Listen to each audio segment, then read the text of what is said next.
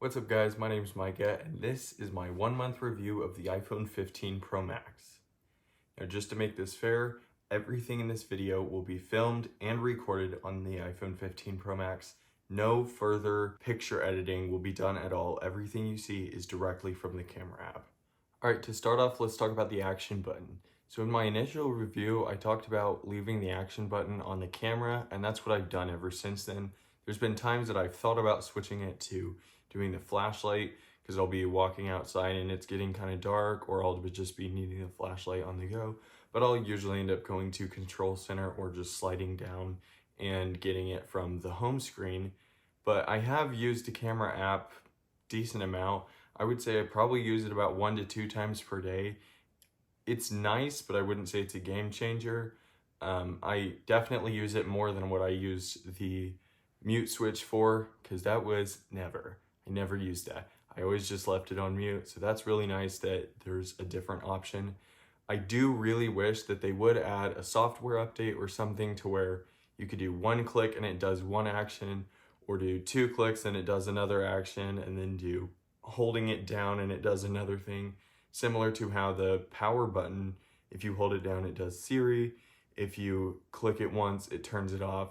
Or if you, it can also be the shutdown. If you do volume up, volume down, and then hold it down, that's a different thing. I just wish it had a little bit more customization, that it could do multiple different actions depending on how you click it or how long you click it or anything like that. All right, next up, let's talk about USB-C. So USB-C is arguably one of the bigger upgrades for the iPhone 15 lineup this year, and many people, that was their biggest upgrade. This is hands down my biggest upgrade to anything like that. But for me, it was just one of the nice, handy upgrades, and I have things I like about it and things I don't like as much about it.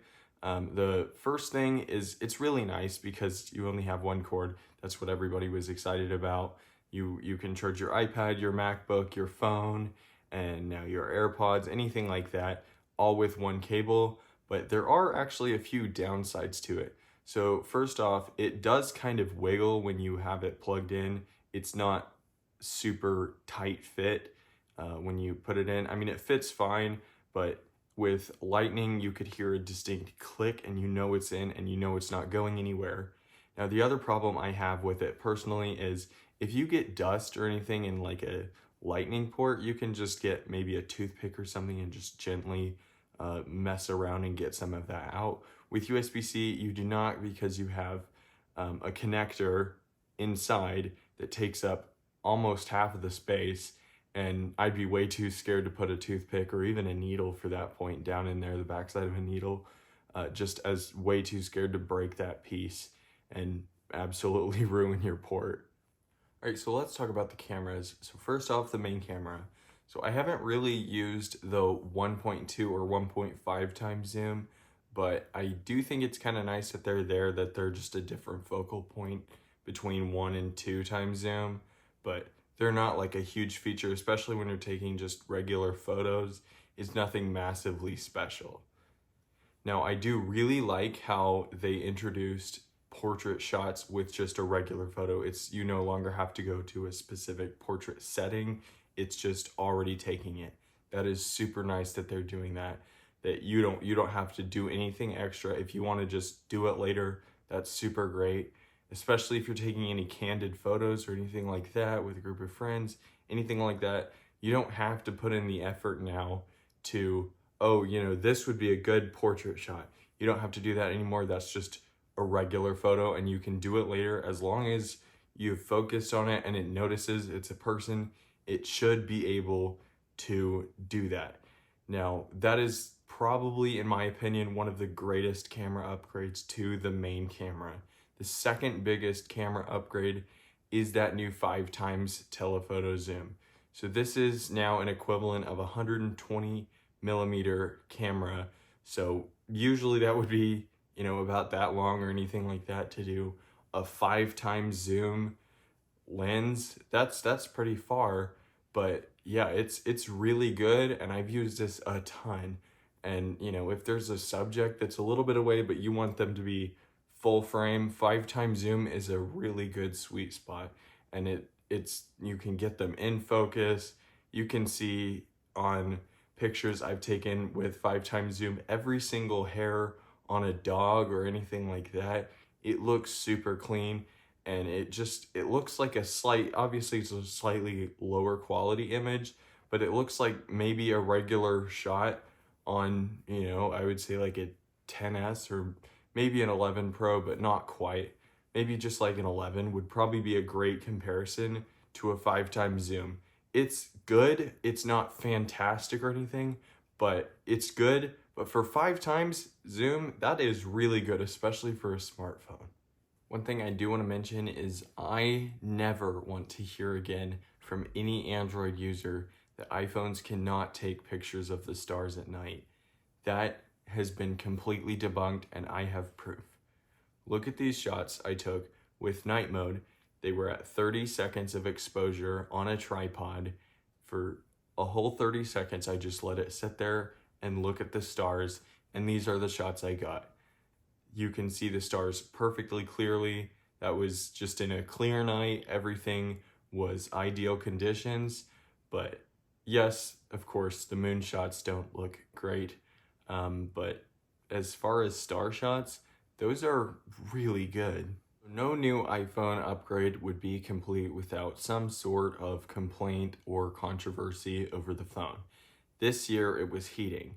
So a lot of people reported that doing basic tasks such as recording a video or, scrolling through Instagram or charging the phone especially, the phone would start to overheat. Now, I personally noticed this as well. It was during tasks like that it would get warm. It was nothing insane, but it was enough to notice and kind of concerning. So in early October, I believe October 4th, Apple released an update for this, which was iOS 17.0.3. So if you have an iPhone 15 Pro and you have not upgraded to that, I would suggest doing that, as well as you might as well do 17.1, that's the newest. But that was the main controversy over this phone. People were very scared. Some people thought it was going to way overheat and maybe explode the battery, but no cases of that ever happened. Apple did get that update out pretty quickly, I would say within 2 weeks of the phone being repaired, so that is very nice. Lastly, I want to talk about battery life with this phone. In my experience, this is the best battery life on any phone that I've ever had. Now, I upgraded from a iPhone 12 Pro, not the Max, so just the 12 Pro, and this is a Max that I've been using, so that's going to make a bigger difference anyway, as well as my 12 Pro had 84% battery life, so this is an incredible upgrade for me. I've never once had this phone die in the whole month that I've had it. I've charged it every night, and I usually end up having about 50 to 60% battery by the end of the day, even when using it a lot that day. On average days, it's usually closer to 60. I think the lowest I've seen my phone go was about 37%, I believe. And that was after a full day of pretty much using it all day long. So that is incredible battery life. And not just my word for it, I've heard tons of other people say that compared to even a 14 Pro, it is a huge upgrade. Now, the 14 Pros did have a lowered battery life in performance compared to 13 Pros. So the 15 Pros, it would be 13, 14, and then 15. So that's nice that it bumped up again, more so than what the 13 Pros were. I'll link in the description. Mr. Who's the Boss did a video on how good the battery is and a test comparison, and you could tell it was significant. So that's everything I have to say about this phone so far, and I feel like a month is a really good cushion area to really understand the phone and kind of make some predictions for how it's going to last and be in the future. So my predictions is that the chip will be definitely leading the smartphone industry for probably 2 to 3 years, because Apple is very ahead in the chip manufacturing and speeds and performance, efficiency, everything like that. They're leading phone industries, computer industries, tablet industries, everything like that, fastest chips. So that'll probably be a similar story with the A17 Pro. And then the cameras, I would say they are definitely going to be pretty competitive with the most flagship phones for the next probably 1 to 2 years. Not as long as it chips, but definitely pretty good competition to the next couple Pixels. The S23 Ultra that I believe is supposed to be coming sometime early next year. There's a really great comparison with the S23 Ultra as well as with the Pixel 8 Pro compared to the iPhone 15 Pro Max. Those are by SuperSaf. I'll link those in the description. Really good videos. You should definitely check them out. If you'd like to watch my initial review of this phone, that's going to be right over here. Otherwise, thank you so much for watching, and I'll catch you guys in the next one.